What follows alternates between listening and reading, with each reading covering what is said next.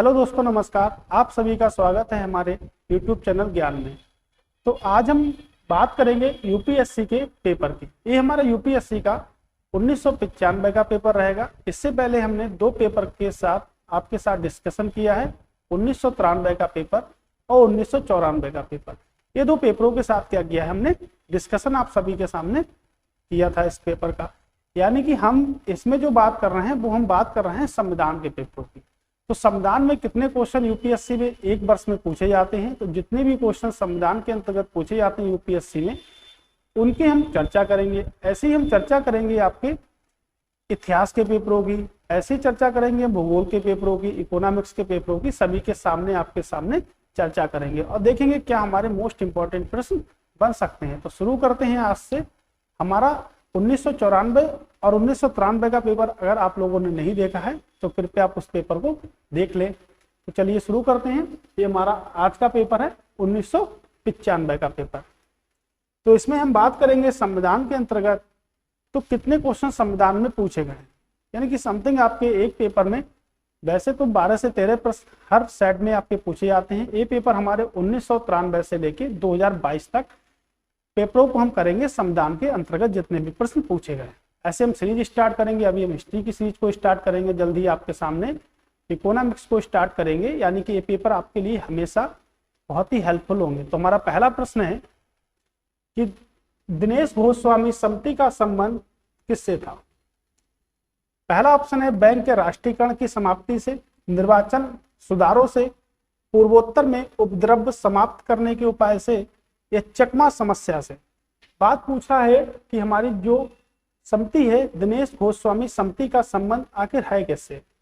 तो अगर हम बात करेंगे तो हम ऑप्शन नंबर अगर फर्स्ट की बात करते हैं तो हम देखते हैं कि हमारा जो पहली बार जो बैंकों का राष्ट्रीयकरण हुआ था तो 19 जुलाई 1969 को पहली बार क्या हुआ था, बैंकों का राष्ट्रीयकरण हुआ था। तो इसमें जो कुल मिला के जो बैंकें शामिल थी वो 14 वाणिज्यिक बैंकों का क्या किया गया था, राष्ट्रीयकरण कर दिया गया था। तो इसमें आपकी 14 वाणिज्यिक बैंकें शामिल थी। उसके बाद दूसरी बार भी राष्ट्रीयकरण कर दिया गया। तो दूसरी बार जो राष्ट्रीयकरण किया गया तो 1980 में क्या किया गया, बैंकों का दूसरी बार राष्ट्रीयकरण किया गया। तो इसमें कितनी बैंकें थी हमारे पास में, इसमें जो बैंकें थी आपके वो आपके बैंक थी 6। यानी कि पहली बार जो राष्ट्रीयकरण किया गया वो 1969 में किया गया और दूसरी बार जो राष्ट्रीयकरण किया गया वो 1980 में किया गया। तो कुल मिला के हमारे 1980 तक जो राष्ट्रीयकृत जो बैंकें थी वो कितनी बैंकें हो गई आपकी, 20 बैंकें क्या हो गई, राष्ट्रीयकृत बैंकें हो गई। लेकिन अभी अगर हम वर्तमान में बात करें तो वर्तमान में अगर राष्ट्रीयकृत बैंकों की अगर हम बात करते हैं तो वर्तमान में जो हमारे राष्ट्रीयकृत जो बैंकें हैं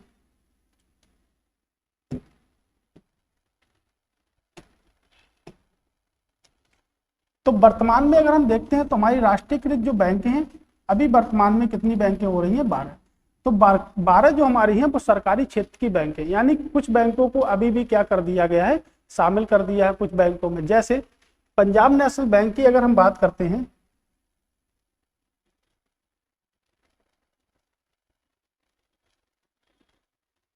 पंजाब नेशनल बैंक की अगर बात करते हैं तो इसमें दो बैंकों को शामिल किया गया था। एक तो शामिल किया गया था ओरिएंटल बैंक ऑफ कॉमर्स, यानी कि ओरिएंटल बैंक ऑफ कॉमर्स को शामिल किया गया था। इसमें एक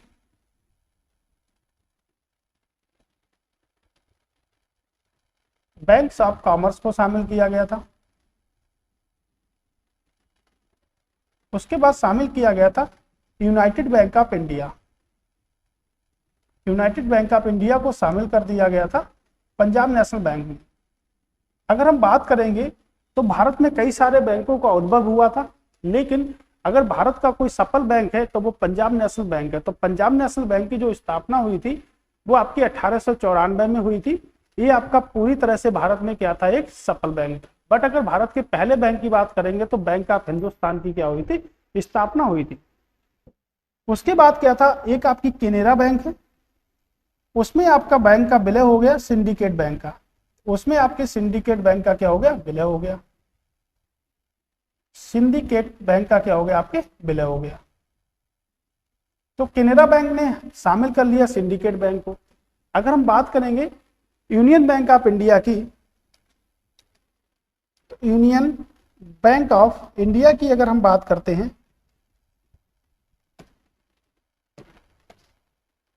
तो इसमें आपकी दो बैंकें शामिल हो गई। एक तो आंध्रा बैंक इसमें शामिल हो गई आपकी। आंध्रा बैंक को क्या करा, यूनियन बैंक ऑफ इंडिया में शामिल कर लिया गया, आंध्रा बैंक को शामिल कर लिया गया। उसके बाद जो हमारी बैंक थी वो क्या थी आपकी कॉरपोरेशन, तो कॉरपोरेशन बैंक को भी क्या कर लिया गया था आपके शामिल कर लिया गया था। तो ऐसे कुल मिला के हमारी कुछ बैंकों का क्या हो गया, अभी हाल ही में विलय हो गया। अगर हम बात करेंगे भारतीय बैंक की, तो भारतीय बैंक को किसमें शामिल कर दिया गया था, इलाहाबाद बैंक में। तो कुल मिला के हमारे जो बैंकों की जो रणनीति थी, तो अभी अगर हम बात करेंगे तो कितनी है आपकी राष्ट्रीयकृत बैंकें, आपकी 12 हैं हाल ही में। तो ये तो हमारा ऑप्शन नहीं हो सकता, क्योंकि भूस्वामी जो समिति है वो आपके बैंकों के राष्ट्रीयकरण से संबंधित नहीं है। ऑप्शन नंबर अगर 2 की बात करेंगे, क्योंकि निर्वाचन आयोग से संबंधित है, तो हमारा राइट आंसर होगा आपका निर्वाचन आयोग। तो अगर हम बात करेंगे तो भारत का जो निर्वाचन आयोग है वो एक स्वतंत्र निकाय है आपका, यानी कि संवैधानिक निकाय है। और संवैधानिक निकाय हम उन्हें कहते हैं जिनकी क्या है संविधान में चर्चा है आपके।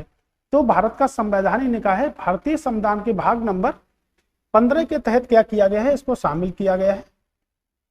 तो भाग नंबर 15 के यानी कि भारतीय संविधान में भागों की संख्या जो है वो आपके 25 है, और 15 में हमने क्या करा, निर्वाचन आयोग को शामिल किया है।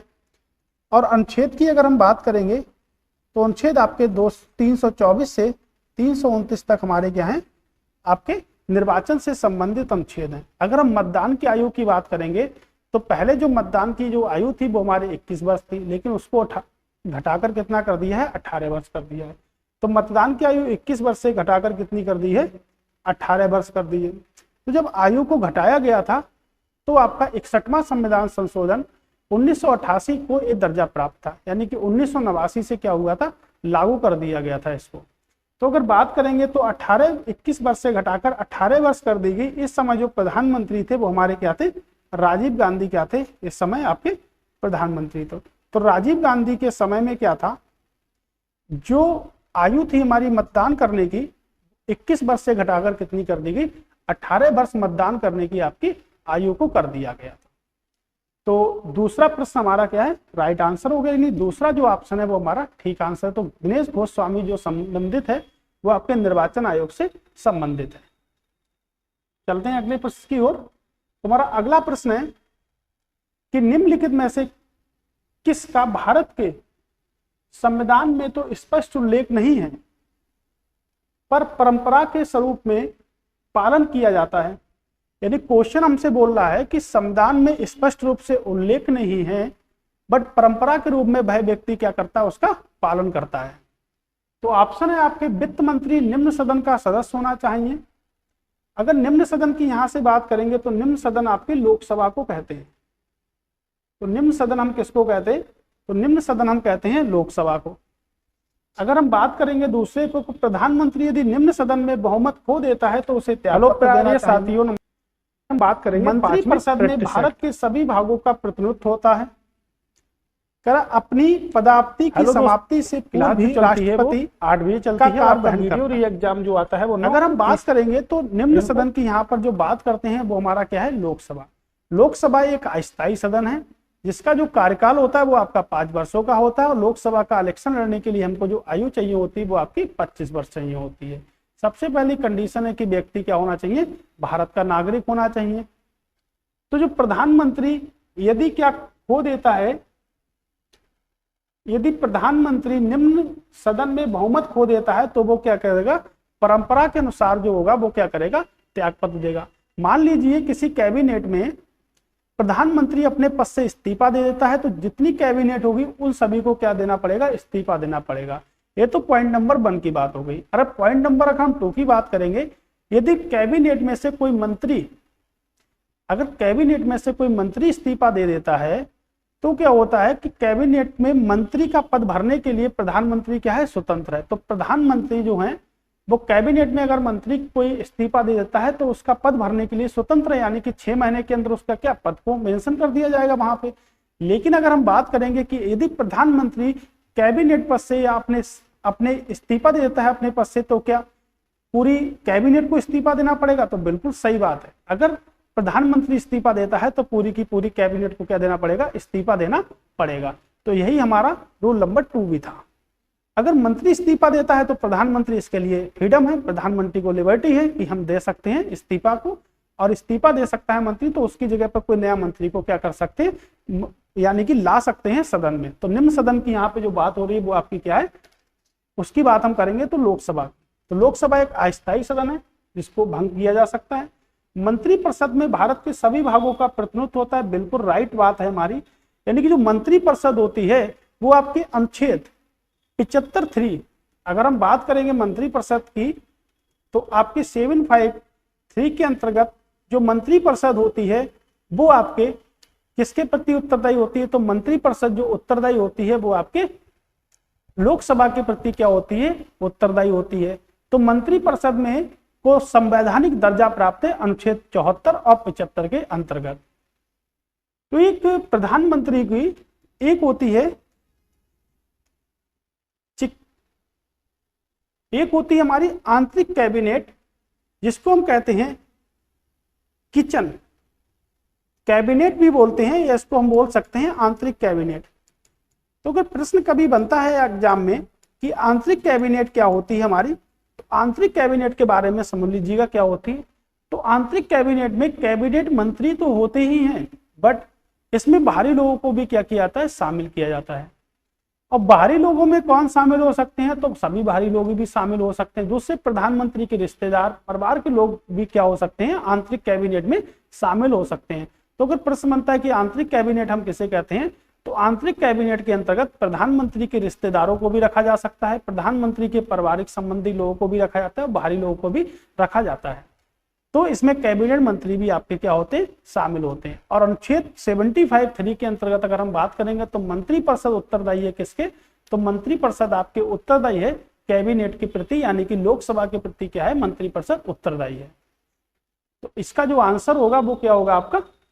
अगर हम बात करेंगे तो प्रधानमंत्री की जो नियुक्ति करेंगे वो कौन करेंगे, आपके राष्ट्रपति करेंगे प्रधानमंत्री की नियुक्ति। यदि अगर हम बात करते हैं प्रधानमंत्री, अगर कोई व्यक्ति प्रधानमंत्री का इलेक्शन लड़ता है और वो जीत जाता है, और मान लेते किसी भी सदन का सदस्य नहीं है, तो उसको 6 माह के अंदर किसी एक सदन यानी कि राज्यसभा या लोकसभा क्या क्या बनेगा, मेंबर बनना पड़ेगा। तो 6 महीने के अंदर उसको क्या बनना पड़ेगा, मेंबर बनना पड़ेगा, तभी वो प्रधानमंत्री के पद पर नियुक्त हो सकता है। तो प्रधानमंत्री जो होता है वो किसी भी देश का क्या होता है, आपका वास्तविक होता है। लेकिन कार्यकारी की बात करेंगे तो कार्यकारी शक्ति किसके पास होती है, आपके राष्ट्रपति के पास में होती है। अगला प्रश्न है हमारा कि निम्नलिखित में से किन राज्यों में लोकपाल अधिनियम के दायरे में मुख्यमंत्री को लाया गया है। तो लोकपाल अधिनियम के दायरे में क्या लाया गया है, मुख्यमंत्री को लाया गया है। तो देखते हैं कि निम्नलिखित में से किन राज्यों में लोकपाल अधिनियम के दायरे में मुख्यमंत्री को भी लाया गया है। ऑप्शन है आपका पश्चिम बंगाल एवं केरल, गुजरात और महाराष्ट्र, मध्य प्रदेश और उड़ीसा, उसके बाद है राजस्थान और आपका कर्नाटक। तो बात हम करेंगे आपके, बात सबसे पहले हम करेंगे लोकपाल व लोकायुक्त। अगर हम बात करेंगे लोकपाल व लोकायुक्त,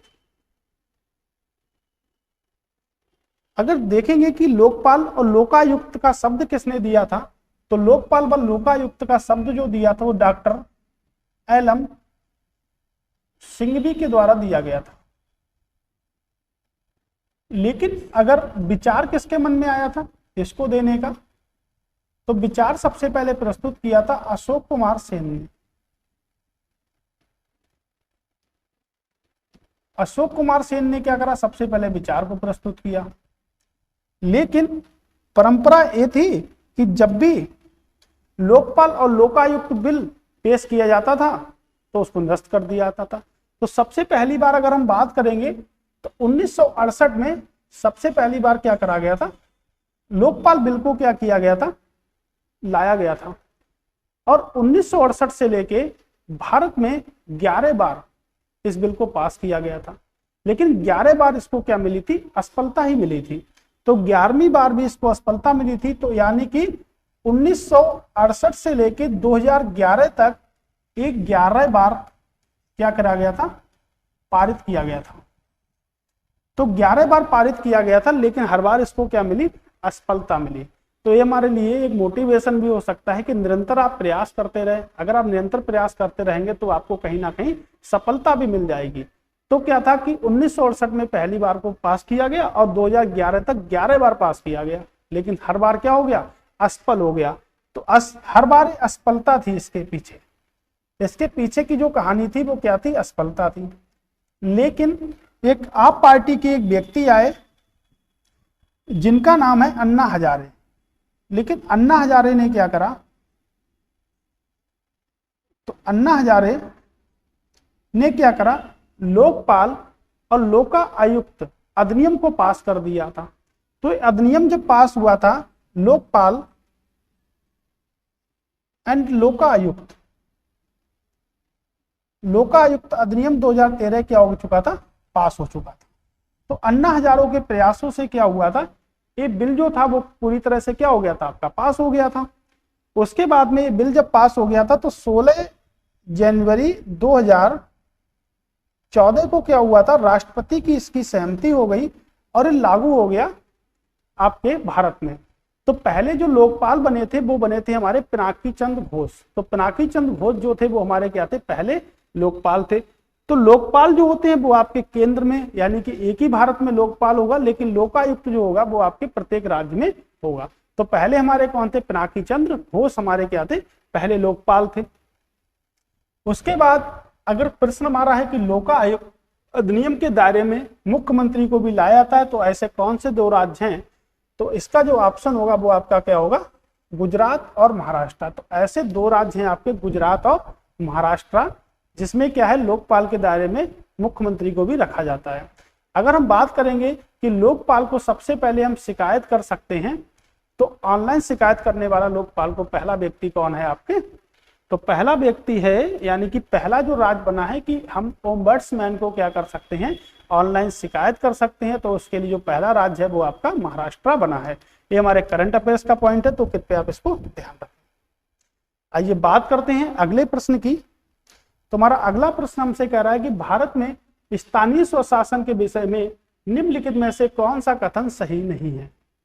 अगर आप भारत में स्थानीय स्वशासन की अगर हम बात करेंगे तो कौन सा कथन है जो सही नहीं है। अगर भारतीय संविधान के अनुसार प्रसंगीय पद्धति में स्थानीय स्वशासन जैसी कोई स्वतंत्र कोटि नहीं है। ओके, उसके बाद है स्थानीय निकाय में 30% जो स्थान है वो आपके आरक्षित हैं स्त्रियों के लिए। स्थानीय शासन के लिए वित्त का उपबंध एक आयोग करता है। स्थानीय निकायों के लिए निर्वाचन का निर्धारण एक आयोग करता है, तो बिल्कुल करेगा, लेकिन निर्वाचन का जो निर्धारण करेगा वो कौन करेगा, राज्य निर्वाचन आयोग करेगा। कौन करेगा आपके लिए, तो राज्य निर्वाचन आयोग करेगा। तो राज्य निर्वाचन जो आयोग है वो हमारे 243 के में है। तो राज्य निर्वाचन आयोग की हमने बात करी तो 243 के में आपका क्या है, राज्य निर्वाचन आयोग है। उसके बाद पूछ रहा है कौन सा कथन आपका गलत है।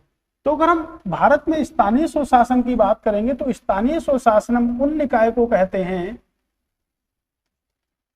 उन निकायों को कहा जाता है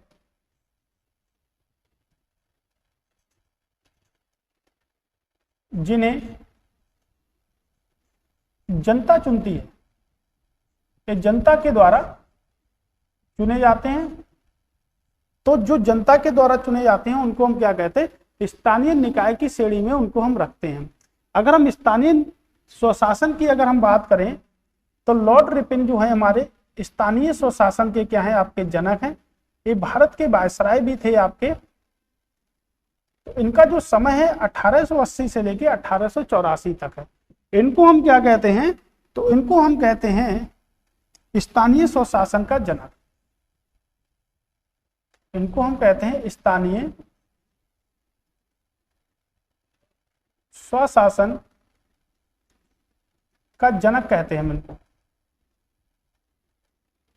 ओके, तो इनको क्या था, 1880 से लेके 1884 तक ये क्या थे, भारत में वायसराय के रूप में रहे।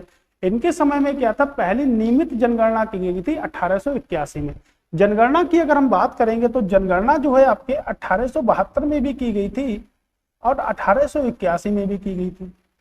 तो हम बात करते हैं जनगणना की। तो जनगणना की अगर हम बात करेंगे तो जैसे 1872 में जो जनगणना की गई थी वो भारत की पहली जनगणना थी। इस समय जो आपके वायसराय थे वो आपके लॉर्ड म्यू क्या थे, यहाँ से वायसराय थे। यहाँ से आपके जो वायसराय थे वो थे लॉर्ड म्यू। तो लॉर्ड म्यू अगर यहाँ से वायसराय थे तो 1872 में पहली जनगणना हुई थी लॉर्ड म्यू के समय में। लेकिन अगर हम बात करेंगे कि नियमित रूप से जनगणना कब हुई, यानी कि लगातार जनगणना कब हुई, तो 1881 में लॉर्ड रिपन के शासनकाल के अंतर्गत पूरी तरह से नियमित रूप से जनगणना होने लगी थी। यानी कि और ये भी कहा गया था कि हर 10 वर्षों के बाद में क्या की जाएगी, जनगणना का आकलन किया जाएगा। तो हर 10 वर्षों के बाद में जनगणना का आकलन किया जाएगा। तो नियमित जो हमारा सेंसस था, यानी कि नियमित जनगणना की अगर हम बात करेंगे तो वो आपकी 1881 से शुरू हुई थी। तो 1881 से क्या हुई थी, नियमित जनगणना शुरू हो गई थी। अगर उसके बाद हम बात करेंगे कि स्थानीय सुशासन में 30% स्थान जो है वो आरक्षित हैं स्त्रियों के लिए, तो बिल्कुल ये भी स्टेटमेंट हमारा सही है। कह रहा स्थानीय स्वशासन के लिए वित्त एक उपबंध करता है, बिल्कुल सही करता है, यानी कि राज्य वित्त आयोग का गठन करेगा आपके।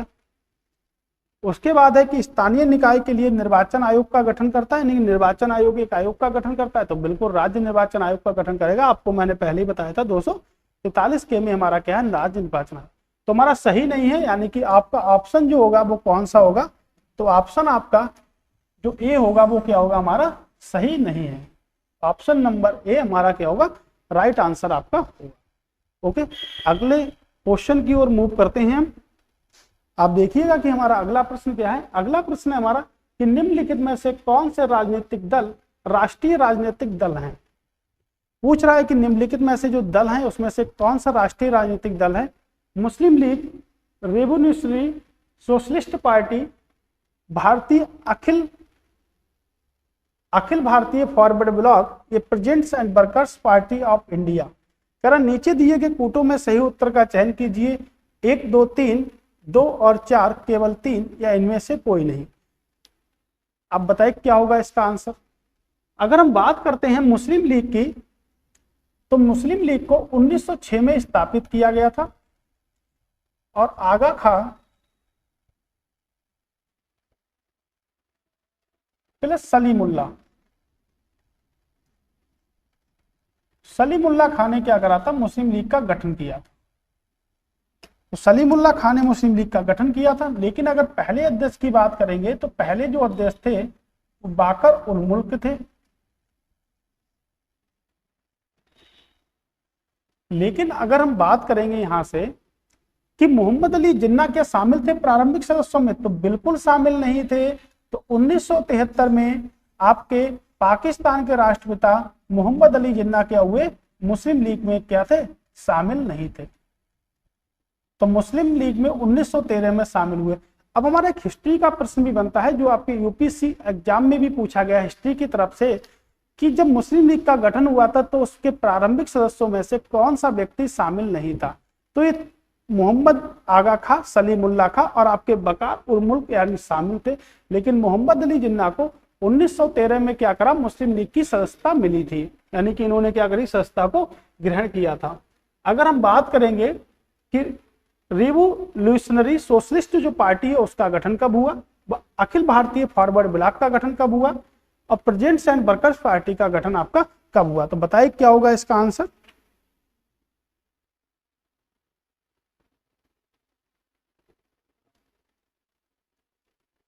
अगर हम बात करेंगे कि जो ये पार्टी जो है आपकी, ये आपकी बनी थी 1940 में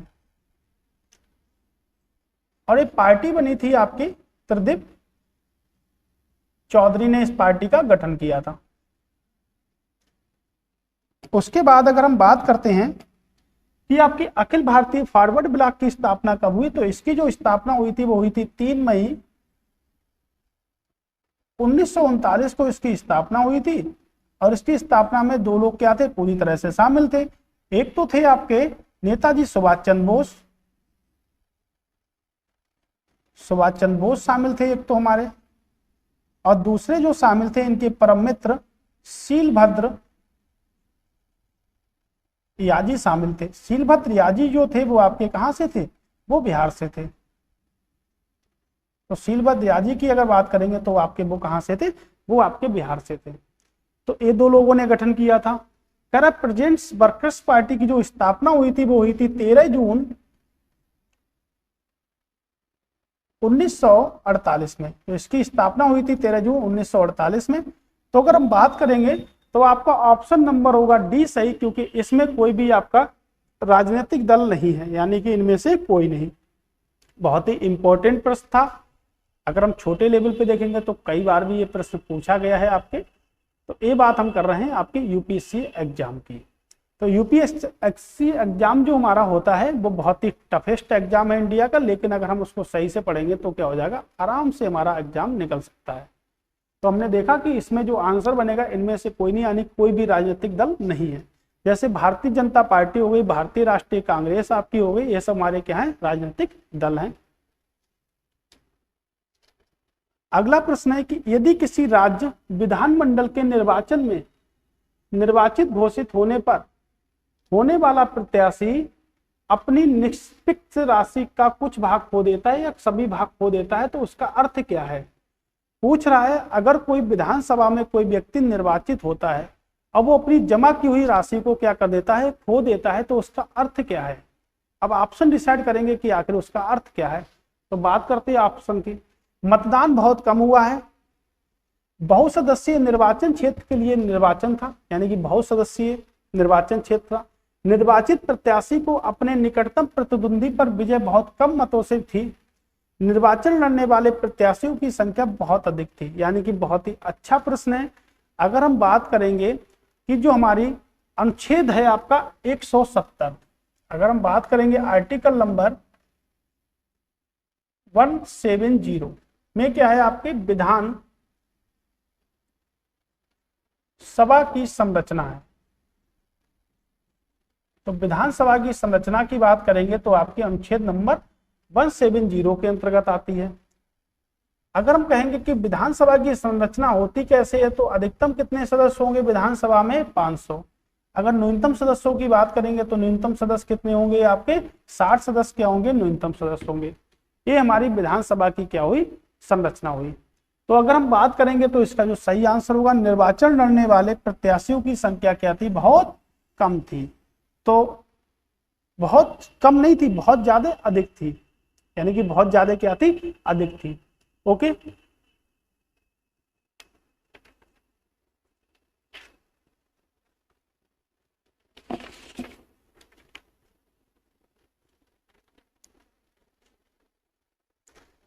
तो क्या होता है कि इसमें अगर हम बात करेंगे तो आपने पढ़ा कि 170 जो है वो आपके क्या है, विधानसभा का गठन कर सकता है, जिसमें 500 अधिक सदस्य होंगे और ये क्या होंगे, 60 सदस्य आपके मिनिमम सदस्य होंगे। तो विधानसभा का जो इलेक्शन होता है वो बेस्ट मताधिकार के आधार पर होता है। अभी मैंने आपको बताया था कि हमारी जो मतदान की आयु है वो आपकी कितनी है, 18 वर्ष से पहले क्या थी, हमारे मतदान की आयु क्या थी, 21 वर्ष थी। ओके, तो बेस्ट मताधिकार, अगर संसद चाहता है तो उसकी संसद जो होता है वो उसकी सीटों में वृद्धि भी कर सकता है, उसकी सीटों में क्या कर सकता है, कमी भी कर सकता है। तो ये पावर किसके पास है, आपके संसद के पास है। तो हमारा सही आंसर क्या होगा, ऑप्शन नंबर डी। यदि कोई व्यक्ति निर्वाचित होता है विधानसभा में, जिसको हम बोलते हैं एमएलए, ओके, तो हम बोल सकते हैं उसको एमएलए, यानी कि विधानसभा के सदस्य को हम क्या बोल सकते हैं, अगर अपने शब्दों में हम बोले तो एज ए विधायक। तो सबसे ज्यादा अगर विधानसभा सीटों की बात करेंगे तो आपके उत्तर प्रदेश में विधानसभा की सबसे ज्यादा सीटें हैं, 403+1 आपकी विधानसभा सीटें किसमें हैं, आपकी उत्तर प्रदेश में सबसे ज्यादा आपकी विधानसभा सीटें हैं। कह रहा है भारत में निर्वाचन पराक्रम के आधार के आरंभ के विषय में निम्नलिखित में से कौन सा कथन जो है वो आपका क्या है, सही है। ऑप्शन की बात करते हैं, सरकार द्वारा निर्वाचन की सिफारिश और निर्वाचन आयोग द्वारा निर्वाचन की सिफारिश अधिसूचना जारी किया जाना, निर्वाचन आयोग द्वारा निर्वाचन की सिफारिश और केंद्र गृह मंत्रालय द्वारा राज्य में गृह विभागों द्वारा निर्वाचन की आधारभूत जानकारी किया जाना, ये निर्वाचन आयोग द्वारा निर्वाचन की सिफारिश और राष्ट्रपति अथवा राज्य के राज्यपाल द्वारा निर्वाचन की अधिसूचना जारी किया जाना। ये चौथा ऑप्शन है आपका, निर्वाचन की सिफारिश और उसकी अधिसूचना जारी किया जाना, दोनों ही कार्यों का निर्वाचन आयोग द्वारा किया जाता है। तो पूछ रहा है कि निर्वाचन के प्रारंभिक प्रक्रम में कौन सा शामिल किया जाता है। तो कह रहा है कि सरकार द्वारा निर्वाचन की सिफारिश और निर्वाचन आयोग द्वारा निर्वाचन की अधिसूचना क्या करी जाती है, जारी की जाती है। यही हमारा क्या होगा, सही आंसर होगा। तो आरंभिक पराक्रम में था। अगर हम बात करेंगे चुनाव आयोग की, तो अभी मैंने आपको बताया भी था कि चुनाव आयोग की जो हमारी चर्चा की जाती है वो भाग नंबर 15 में की जाती है चुनाव आयोग की चर्चा। तो संवैधानिक निकाय है, यानी कि खुद के पास क्या है, आपकी पावर है। अगर राज्य निर्वाचन आयोग की बात करेंगे तो 243 के में आपका क्या है, राज्य निर्वाचन आयोग है आपका। अगला प्रश्न है हमारा कि भारत के राज्यों के बीच सहयोग और समन्वय प्राप्त करने के लिए निम्नलिखित संस्थाओं में से कौन सी समानांतरोत्तर व विधियोत्तर संस्थाएं हैं। राष्ट्रीय विकास परिषद, राज्यपाल संवेदन की आंचलिक परिषद, अंतरराज्यीय परिषद, यह हमारा नीचे दिए हुए पूटों में कौन सा सही है। तो अगर हम देखेंगे तो राष्ट्रीय विकास परिषद आपका हो गया, राज्यपाल सम्मेलन आंचलिक परिषद होगी, अंतरराज्यीय परिषद आपकी होगी। तो कह रहा है भारत के राज्यों के बीच सहयोग व समन्वय स्थापित करने के लिए कौन सी संस्थाएं जो हैं वो संविधान के अंतर्गत आती है। ये संविधान के अंतर्गत नहीं आती है, ये बात है पूछ रहा है। अगर हम बात करेंगे अंतरराज्यीय परिषद की, तो इसका जो प्रमुख होंगे वो आपके कौन होंगे, वो आपके प्रधानमंत्री होंगे। इनको रखा गया है 263 आर्टिकल में आपके रखा गया है। अगर हम आर्टिकल नंबर 262 की बात करते हैं, तो अनुच्छेद नंबर अगर हम 262 की बात करते हैं, तो भारत क्या है, नदियों का देश है। अब भारत अगर नदियों का देश है तो नदियों में बहुत सारे विवाद भी हैं। तो 262 में हमने रखा गया है नदी जल विवाद प्राधिकरण को रखा गया है। यानी कि हम कह सकते हैं कि जो आर्टिकल नंबर हमारा 262 जो है वो किससे संबंधित है, आपके नदियों के विवादों से क्या है, आपके संबंधित है, यानी कि रिवर से हमारे संबंधित है। अगर हम राष्ट्रीय विकास परिषद की अगर हम बात करते हैं, तो राष्ट्रीय विकास परिषद की जो स्थापना हुई है वो हुई है आपकी 6 अगस्त 1952 में क्या हुई थी, राष्ट्रीय विकास परिषद की स्थापना हुई थी, जिसको हम शॉर्टकट में बोल सकते हैं एनडीसी, नेशनल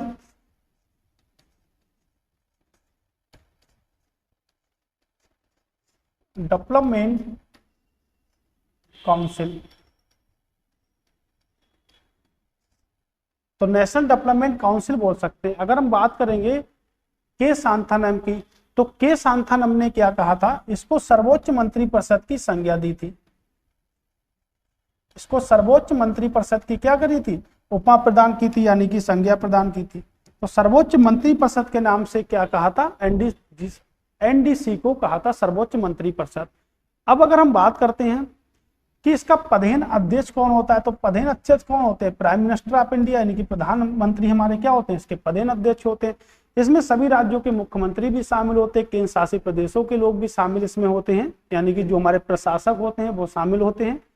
अगर हम बात करेंगे कि एनडीसी आखिर करता क्या है, तो पंचवर्षीय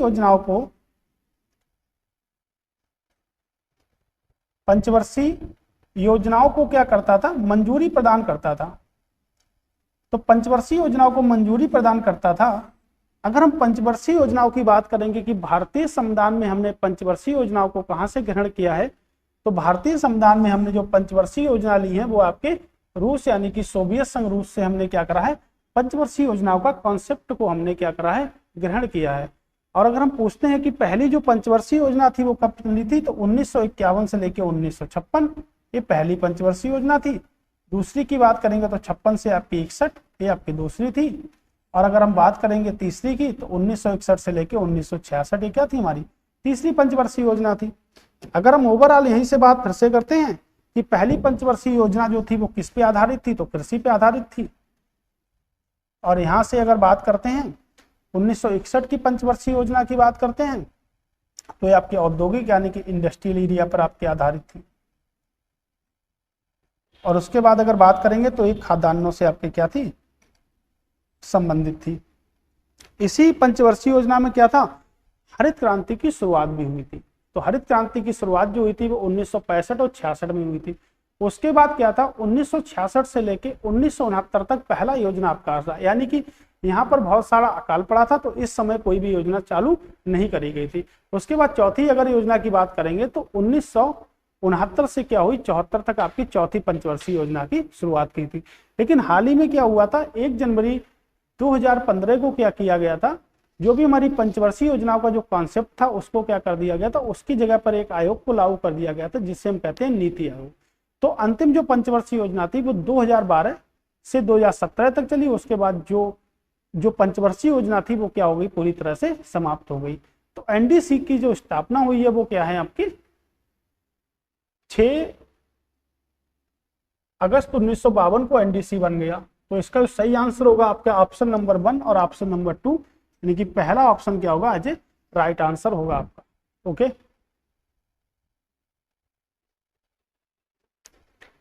अब हम बात करते हैं कि निम्नलिखित में से कौन से विषय जिन पर कम से कम आधे राज्यों के विधानमंडल के अनुसमर्थन से ही संवैधानिक संशोधन संभव है, यानी कि आधे राज्यों का ही संशोधन कर सकते हैं, ऐसे कौन कौन से हमारे विषय हैं। ओके, कह रहा है राष्ट्रपति का निर्वाचन, संसद के राज्यों का प्रतिनिधित्व, 7वीं अनुसूची में कोई भी सूची, किसी राज्य की विधान परिषद की समाप्ति।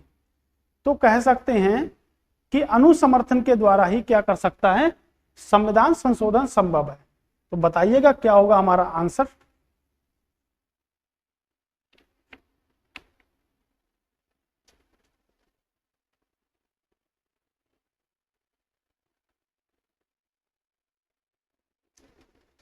अगर हम बात करेंगे अपने प्रश्न की तो देखते हैं आपके, अगर हम राष्ट्रपति के निर्वाचन की अगर हम बात करते हैं तो जो आपके राष्ट्रपति का जो निर्वाचन होता है वो आपकी होगा अनुच्छेद नंबर 55 के अंतर्गत।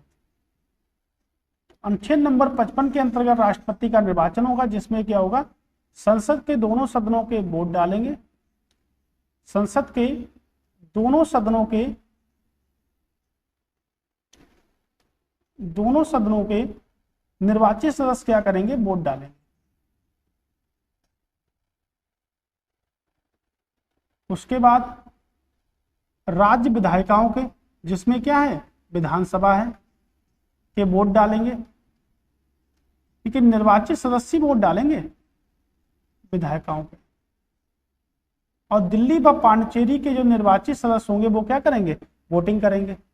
तो संसद के दोनों सदनों के निर्वाचित सदस्य होंगे वो क्या करेंगे, वोटिंग करेंगे।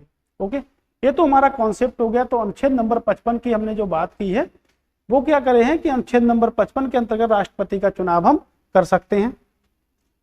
अगर हम उसके बाद अगर हम बात करते हैं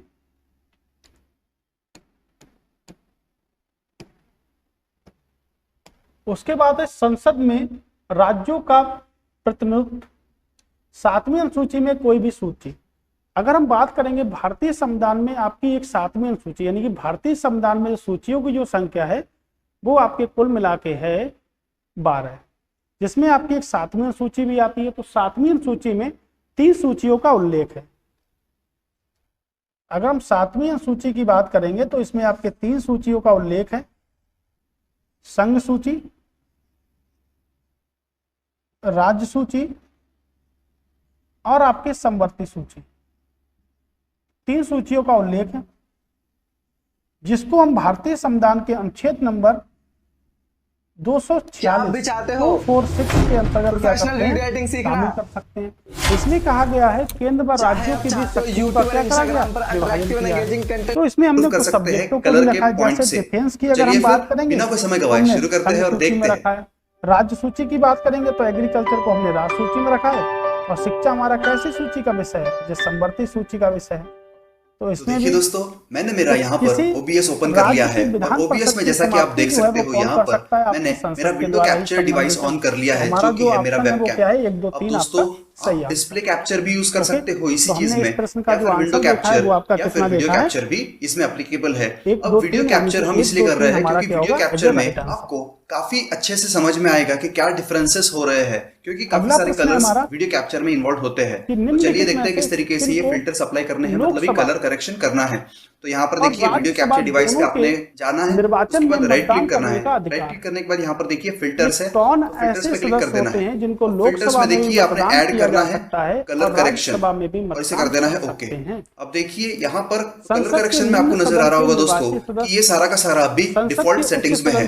अब इसको किस तरीके से हम इंप्रूव करेंगे दोस्तों, तो ये प्योरली ट्रायल एंड एरर पे है, मतलब ये आपके बैकग्राउंड और आपके लाइटिंग के ऊपर डिपेंड करता है। अभी के लिए फॉर एग्जांपल देखिए मैं थोड़ा सैचुरेशन बढ़ाता हूँ। सैचुरेशन में जैसे जैसे बढ़ाते जाता हूँ मेरे कलर्स और ज्यादा प्रोमिनेंट हो जाते हैं, मतलब कलर्स और उठ करके दिखते हैं। तो ये तो मुझे चाहिए इसलिए मैं इसे बढ़ाता हूँ। देखिए अभी कलर काफी प्रोमिनेंटली नजर आ रहे हैं। अब उसके बाद हम थोड़ा सा गामा मतलब ही थोड़ा ब्राइटनेस बढ़ाते हैं इसका। देखिए ब्राइटनेस भी हमने बढ़ा लिया इसका हल्का सा। उसके बाद हम थोड़ा सा कॉन्ट्रास्ट भी बढ़ा लेते हैं। सभा हो गया आपका, तो देखिए कॉन्ट्रास्ट बढ़ाया तो इस तरीके से कितना अच्छे से ये नजर आ रहा है। तो उसके बाद आप यू शिफ्ट भी कर सकते हो अगर आपको कलर्स में कुछ चेंजेस चाहिए तो। फॉर एग्जांपल देखिए अगर मैं लेफ्ट में लेता हूँ तो ये डार्क होता जाएगा, और राइट में लेता हूँ तो ये एकदम ही अलग टोन में चले जाएगा। यानी कि अगर जनरली इसमें हम ज्यादा कोई चेंजेस नहीं करते। और अगर मान लीजिए आप ट्रायल एंड एरर करते हुए आपका पूरा का पूरा कोई डिस्टर्ब हो गया है पूरा सेटिंग, तो आप डिफॉल्ट पे क्लिक कर दीजिए, इमीडिएटली पूरा डिफॉल्ट में आ जाएगा। तो देखिए दोस्तों डिफॉल्ट पे कितना फीका नजर आ रहा है ये। उसके बाद वापस से सैचुरेशन को बढ़ाते हैं करेंगे तो अनुच्छेद नंबर आपके 80 में राज्यसभा है, और अनुच्छेद नंबर 81 में क्या है, तो अनुच्छेद नंबर 81 में क्या है आपके लोकसभा है। ऐसे अगर हम बात करेंगे तो राज्य विधानमंडल की अगर हम बात करेंगे तो विधानसभा का जो गठन है वो आपके कितना है 170 आर्टिकल में है।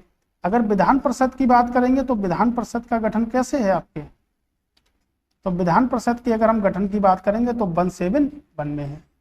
तो हमने यहाँ पर देखा आपके विधानमंडल की। तो उच्च सदन की अगर हम बात करेंगे तो विधान परिषद की बात हो रही है, और वहां पर केंद्र में आपके राज्यसभा की बात हो रही है। अगर निम्न सदन की बात करेंगे तो केंद्र में लोकसभा की बात हो रही है, और आपके राज्य में जो हो रही है वो आपकी विधानसभा की बात हो रही है।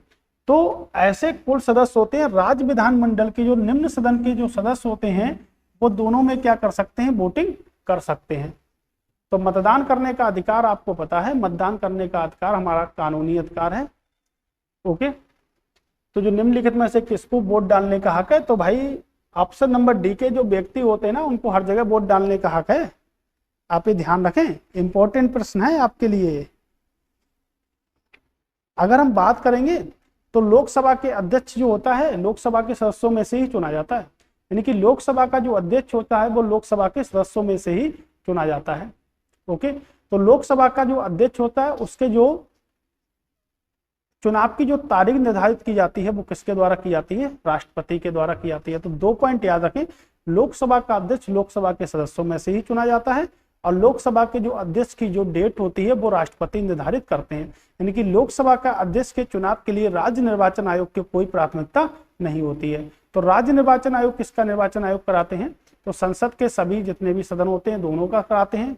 यानी कि प्रधानमंत्री का चुनाव करा सकते हैं, राष्ट्रपति का चुनाव आपके करा सकते हैं, लेकिन आपके लोकसभा अध्यक्ष का चुनाव की तारीख जो कौन निर्धारित करता है, तो निर्धारित करता है आपके राष्ट्रपति। लोकसभा अध्यक्ष अगर अपना इस्तीफा देगा तो वो लोकसभा उपाध्यक्ष को देगा। तो इसमें हमने देखा ऑप्शन जो आपका डी सही है।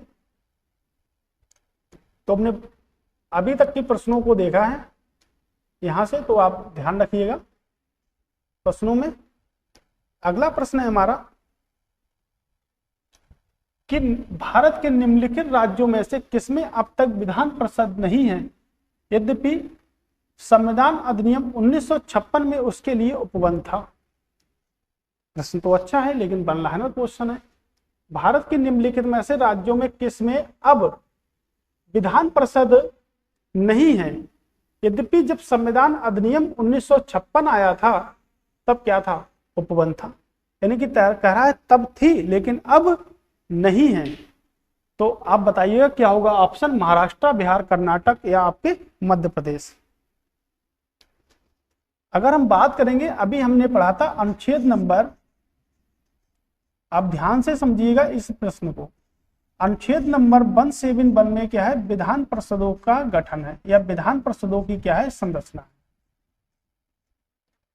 विधान परिषदों की क्या है संरचना।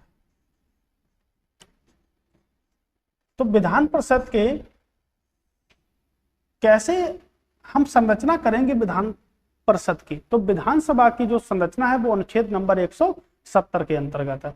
अब हम बात करेंगे कि विधान परिषद, तो विधान जो सभा होती है उसमें जो कुल मेंबर हमारे होते हैं वो कितने होते हैं आपके 500, यानी कि अधिकतम 500 हो सकते हैं, मिनिमम कितने हो सकते हैं, मिनिमम आपके हो सकते हैं 60। तो हम बात करेंगे कि विधान परिषद कैसे गठन करेंगे। तो कुल विधान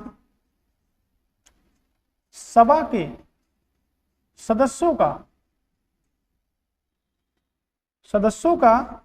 1/3 सदस्यों का 1/3 सदस्य विधान परिषद में रह सकते हैं, लेकिन मिनिमम सदस्य जो होते हैं यानी कि न्यूनतम सदस्य होते हैं वो आपके निर्धारित हैं। तो न्यूनतम सदस्य हमारे हो सकते हैं कितने 40। अधिकतम सदस्यों को कैसे निकालेंगे, मान लेते हैं कि उत्तर प्रदेश में सबसे ज्यादा क्या है आपकी विधान परिषद की सीटें हैं, लेकिन उत्तर प्रदेश में क्या है सबसे ज्यादा विधानसभा की भी सीटें हैं। अभी मैंने आपको प्रीवियस प्रश्न बताया था कि अगर हम बात करेंगे उत्तर प्रदेश की, तो उत्तर प्रदेश की मान लेते हैं हमको गठन करना है विधान परिषद का, तो कैसे करेंगे, तो ये देखिएगा मान लेते हैं 403 सीटें हैं, तो इसकी 1/3 सीटें ही यानी कि कुल विधानसभा के सदस्यों की सीटों का निकालेंगे हम। तो 403 सीटें हैं किसमें आपके उत्तर प्रदेश में, तो उत्तर प्रदेश की 1/3 सीटें ही निकालेंगे, वही क्या होगी हमारी विधान। अगर हम इसको डिवाइड करेंगे तो समथिंग आपका 133 से प्लस आएगा, यानी कि उत्तर प्रदेश में जो विधान परिषद की जो सीटें हो सकती हैं वो 133 से अधिक नहीं हो सकती हैं, कम हो सकती हैं लेकिन अधिक नहीं हो सकती हैं, लेकिन न्यूनतम क्या है हमारी 40 है, ये आपके फिक्स है।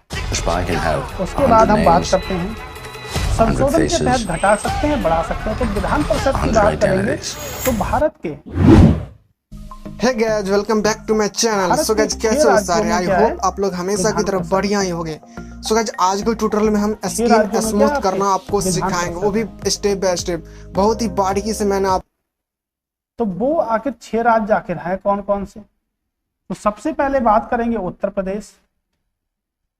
सबसे पहले हमारा क्या है उत्तर प्रदेश। तो उत्तर प्रदेश में जो सीटों की जो संख्या है वो कितनी है आपके 100। उसके बाद अगर हम बात करेंगे तो उत्तर प्रदेश के बाद जो सीटों की संख्या है वो आपके महाराष्ट्र में है। तो महाराष्ट्र में जो सीटों की जो संख्या है वो है आपके 78। उसके बाद अगर हम बात करेंगे तो आपके बिहार और आपके कर्नाटक में है, ये हमारी कितनी है, ये आपकी 75 है। ओके, अगर हम बात करेंगे तो आपके कितने राज्य हो गए, 5 राज्य हो गए आपके, यानी कि आपके 4 राज्य हो गए, तो आपके सेम है। अगर हम बात करेंगे आंध्र प्रदेश में, आंध्र प्रदेश की अगर हम बात करेंगे तो कितनी सीटें हैं आपकी 58 सीटें हैं। लेकिन अगर हम बात करेंगे तेलंगाना की तो आपकी कितनी सीटें हैं, तो 40 सीटें हैं, जिससे हमें पता चला है कि सबसे ज्यादा अगर सीटें हैं तो वो हमारे उत्तर प्रदेश में है और सबसे कम आपकी सीटें हैं तो किस में है, तेलंगाना में। यानी कि अगर हम बात करें तो 1/3 जो विधानसभा के सदस्य हैं उसी की 1/3 सदस्य होंगे कुल सदस्यों का। तो मिनिमम कितनी थी 40, तो 40 से कम नहीं हो सकती है। तो आप देख लीजिएगा आपका आंसर क्या निकलेगा। तो बिहार यानी कि महाराष्ट्र की अगर हम बात करते हैं तो महाराष्ट्र में आपकी कितनी है 78 है। स्टेप बाय स्टेप बताया हूँ कि यहाँ आप स्किन स्मूथ कैसे कर सकते हैं। ओके, तो आप गाइस वीडियो में कंटिन्यू बने रहिएगा। एंड हाँ गाइस, वीडियो स्टार्ट करने से पहले अगर आपको हमारे चैनल पर है तो फटाफट कर लीजिएगा सब्सक्राइब एंड बगल वाले बेल आइकन को जरूर से प्रेस कीजिएगा, जिससे हमारे वीडियो की नोटिफिकेशन आपको सबसे पहले मिले। तो चलिए वीडियो को स्टार्ट करते हैं। विधान परिषद की सीटें क्या है, समान है। तो कर्नाटक है, बीपीएससी में पूछा भी गया है आपके कि मतलब ऐसा कौन सा हमारा राज्य है जिसके अकॉर्डिंग आपके बिहार की सीटें हैं, तो आपके 75 सीटें हैं। तो अगर कुल सीटों की अगर हम बात करेंगे तो कुल सीटें आपकी कितनी हैं 426। हमारे पूरे भारतवर्ष में या पूरे संविधान में सीटों की चर्चा जो की गई है वो 426 आपकी क्या है विधान ओके सो गाइस ये रहा हमारा फोटो। तो सिंपली यहाँ से शेयर वाला ऑप्शन पे क्लिक करेंगे और अपने ऑटोडेस्क स्केच बुक को सिलेक्ट कर लेंगे। ओके एंड हाँ गाइस आपको ये ऑटोडेस्क स्केच बुक का लिंक मैं डिस्क्रिप्शन बॉक्स में दे दूंगा, आप वहां से सिंपली डाउनलोड कर लेना। ओके देन गाइस सिंपली यहाँ से फाइल वाला ऑप्शन पे क्लिक करना है एंड गाइस इसके एक डुप्लीकेट बना लेना है। 1946 में ओके एंड गाइस इसके बाद क्या करेंगे हम यहाँ से सिंपली परिषद का उपाध्यक्ष कौन था? अच्छा प्रश्न है आपका। 1946 में अंतरिम सरकार में कार्यकारी परिषद का उपाध्यक्ष कौन था? बहुत ही सिंपल और बहुत ही अच्छा प्रश्न है। अगर हम बात करेंगे तो जवाहरलाल नेहरू जो हमारे पहले प्रधानमंत्री थे, राधा कृष्ण, सी राजगोपालाचारी, ऑस्पिन डालू या कैरम बोर्ड? अरे डॉक्टर राजेंद्र प्रसाद जो हमारे भारत के पहले राष्ट्रपति बने थे। तो सही आंसर होगा वो क्या होगा? इस बार मेरी एडवाइस लीजिए और घर लाइए लुमिनस हाई कैपेसिटी इन्वर्टर जो एसी भी चलाए ताकि आपकी एडवाइस और क्रिकेट दोनों चलते रहे। लुमिनस 1946 को क्या हुई थी? अंतरिम सरकार का TVS sport 110 CC engine, electric start और माइलेज का बाप भी गठन किया था। महंगे होंगे। डेट आप याद रखें 2 सितंबर 1940 को अंतिम सरकार का गठन किया गया था, जिसमें आपकी अंतिम सरकार बनी थी। बताऊंगा कि आप लोग कैसे अपने वेबकैम क्वालिटी। तो अगर हम बात करेंगे कि अंतरिम मंत्री हमारे कौन कौन से हैं, लाइव स्ट्रीम पे आपका जो फेस कैम है वो थोड़ा सा प्रोफेशनल दिखाई दे, थोड़ा अच्छा इंप्रूव्ड फुटेज दिखाई दे, आप भी काफी तो हम बात कर लेते हैं। आपका बैकग्राउंड डॉक्टर राजेंद्र प्रसाद की ही अगर बात कर लेते हैं वो मैं आप लोगों को इस वीडियो में बताने वाला हूं। बेसिकली हम डॉक्टर राजेंद्र प्रसाद की बात अगर बट करेंगे ओबीएस स्टूडियो के अंदर जो डिफॉल्ट खाद्य मंत्री थे मिलती है हम लोगों को वो काफी बेसिक होती है और उसको यूज करके आप लोग सिर्फ घटिया फुटेज बना सकते हो, अच्छा तो कलर करेक्शन नहीं कर सकते हो। तो आपको कुछ अलग मेथड यूज करना पड़ेगा जो मैं आपको इस वीडियो में बताने वाला हूं। और काफी इजी भी है, आप लोग कर लोगे, कोई दिक्कत की बात नहीं। अगर हम तो कैसे करना लियाकत अली की बात करेंगे, पसंद आएगी तो वीडियो को लाइक जरूर कर देना एंड में, ठीक है। तो सबसे पहला लियाकत अली की बात करते हैं तो आपके कौन थे अंतिम सरकार में आपके वित्त मंत्री? इस प्रकार से यहाँ पे मैंने अपना वेबकैम जो है वो ऐड कर दिया है एक सीन में, यहाँ पे आप लोग देख सकते हो। अब इस वेबकैम को ऐड करने के बाद हम बात करते हैं फुल स्क्रीन पे आपने अपने राजगोपालाचारी की आपको राइट क्लिक करना है अपने ये कैनवस में ही, और यहाँ पे एक ऑप्शन होता है स्क्रीनशॉट प्रीव्यू, इसके ऊपर आपको क्लिक करना है सो दैट इसका एक स्क्रीनशॉट ये ले लेगा और वो सेव कर देगा आपके पीसी में, ठीक है। तो मैं एक स्क्रीनशॉट ले लेता हूँ पहले यहाँ पे क्लिक करके। शिक्षा व हमारे कला मंत्री थे, कूल। तो यहाँ पे इसने स्क्रीनशॉट ले लिया और ये सरदार बलदेव सिंह की बात करते हैं। ये फोल्डर, अगर आपको नहीं पता कि आपका स्क्रीनशॉट कहाँ पे सेव हो रहा है आपके पीसी में, तो आप लोग अपने ओबीएस स्टूडियो में यहाँ पे सेटिंग्स पे क्लिक कर सकते हो। यहाँ पे रिकॉर्डिंग का तो सरदार बलदेव सिंह की अगर हम बात करेंगे तो आपके और यहाँ पे रिकॉर्डिंग का जो ऑप्शन आता है, यहाँ पे आप लोग देख लो रिकॉर्डिंग पाथ क्या है। तो यहाँ पे मेरे इसमें मैंने आई ड्राइव में यहाँ पे आसफ अली की बात करेंगे, रिकॉर्डिंग नाम से एक फोल्डर बना रखा है, उसके अंदर ये सेव हो रहा है मेरा, ठीक है। आप भी अपना पाथ यहाँ पे चेक कर लो, मंत्री थे, मतलब इसी जगह पे आपका जो स्क्रीनशॉट है वो ऐसे कुछ अंतिम सरकार में कुछ मंत्रियों का क्या हुआ था, गठन किया था। इसमें कुछ आपके 5 मंत्री क्या है, आपके प्रमुख मंत्री हैं। अगर हम श्रम मंत्री की बात करेंगे और हम बात करेंगे विधि मंत्री की, तो जोगेंद्र आपके क्या थे? विधि मंत्री थे। जोगेंद्र नाथ जो सिंह थे वो आपके क्या थे? हिसाब से जैसे भी आपका विधि मंत्री थे।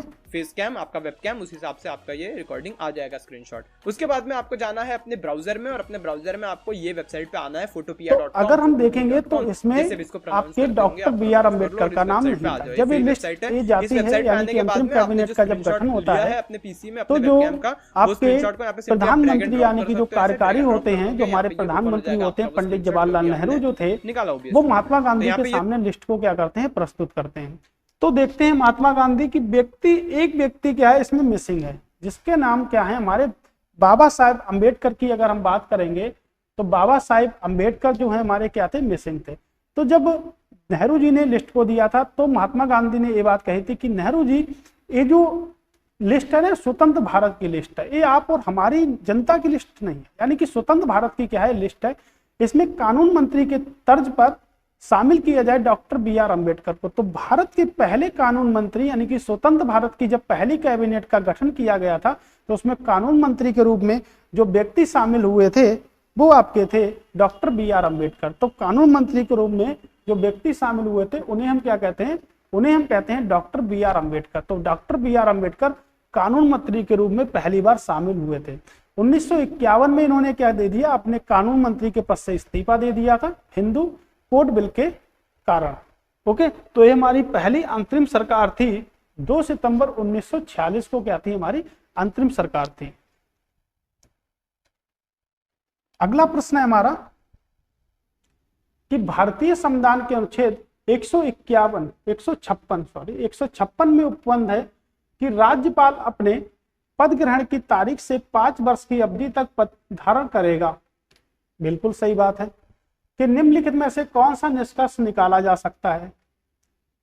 किसी राज्यपाल को उसकी पदावधि पूर्व होने से पूर्व नहीं हटाया जा सकता है। कोई राज्यपाल 5 वर्ष की अवधि के बाद अपने पद पर बना नहीं रह सकता है। तो 5 वर्ष के बाद जो है वो पद पर बना नहीं रह सकता है। क्या ये स्टेटमेंट सही है? ये स्टेटमेंट देखेंगे, किसी राज्यपाल को उसकी पदावधि पूरी होने से पूर्व पद से नहीं हटाया जा सकता है। और दूसरा स्टेटमेंट है, कोई राज्यपाल 5 वर्ष की अवधि के बाद अपने पद पर बना नहीं रह सकता है। अगर यहाँ पे होता कि रह सकता है तो स्टेटमेंट क्या होता? गलत होता। ओके, तो पहला स्टेटमेंट हमारा क्या है? गलत है, यानी कि पहले भी हटाया जा सकता है। हटाने का कार्य कौन कर सकते हैं? आपके राष्ट्रपति जी आपके हटाने का कार्य कर सकते हैं। उसके बाद अगर हम बात करेंगे तो अनुच्छेद नंबर 153 की बात करते हैं। तो 153 हमसे कह सकता है कि प्रत्येक राज्य में राज्यपाल होगा। प्रत्येक राज्य में क्या होगा? राज्यपाल होगा। अनुच्छेद नंबर 155 हमसे कहता है कि राज्यपाल की नियुक्ति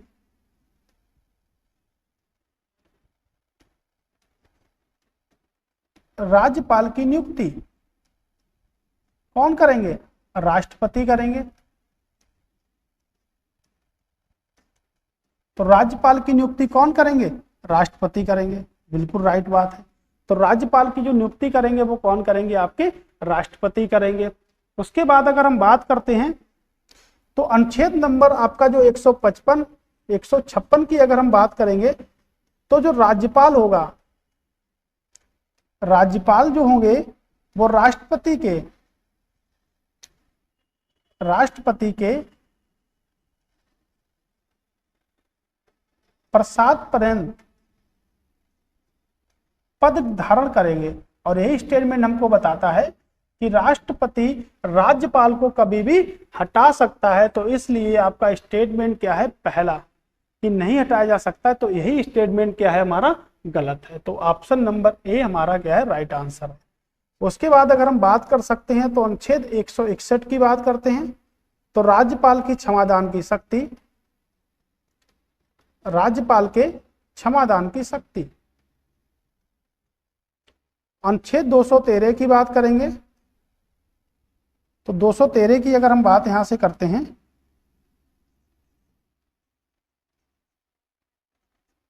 राज्यपाल को अध्यादेश जारी करने की शक्ति, राज्यपाल को अध्यादेश जारी करने की आपकी क्या है? शक्ति है। तो राज्यपाल को अध्यादेश जारी करने की शक्ति है। तो इसका जो सही आंसर होगा वो ऑप्शन नंबर। तो आज हमारा जो पेपर हुआ था वो यूपीएससी का 1995 का पेपर हमने संविधान के अंतर्गत देखा था। तो ये पेपर हमारा रहेगा। अगला जो नेक्स्ट टाइम हमारा जो पेपर रहेगा वो 1996 में आपके संविधान के अंतर्गत हम आपके सामने डिस्कस करेंगे, यानी कि डिटेल सोल्यूशन के साथ में करेंगे। तब तक के लिए सभी को मेरा नमस्कार। आप वीडियो को देखते रहें और वीडियो को क्या करते रहें? शेयर करते रहें।